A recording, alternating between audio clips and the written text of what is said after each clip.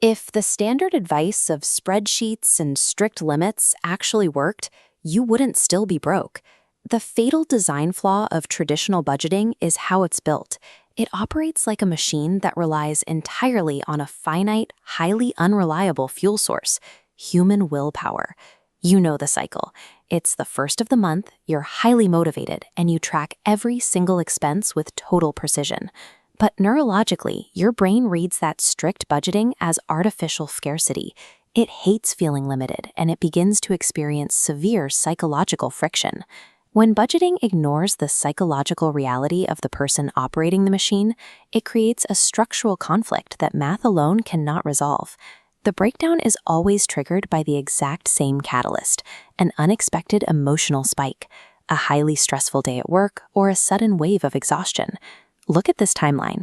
As stress climbs, your brain actively rebels, systematically draining willpower reserves. The second those reserves hit zero, impulsive purchasing takes over, and your budget violently collapses.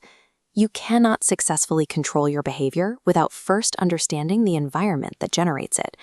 Blowing your budget is not a sign of personal weakness. It is the predictable, mechanical outcome of a system that was never engineered to withstand human stress. To fix this, you have to stop forcing yourself to spend less. Your energy needs to shift toward building a resilient, automated system. The schematic shows the first component, the safety net. Before a dollar reaches discretionary spending, a set volume is automatically diverted into savings. Notice what's missing: you. By entirely removing human decision-making, you bypass the risk of willpower failure. The second component is the pressure valve. You create specific spending categories that have hard structural limits, but practically feel entirely unrestrictive.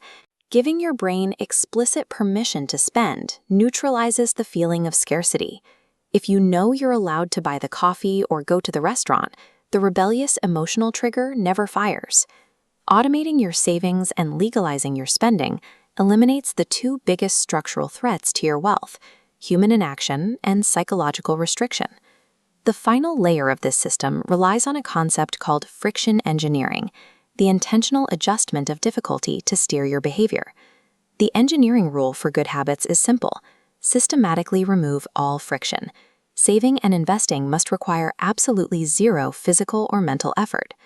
On the flip side, look at the schematic for bad habits.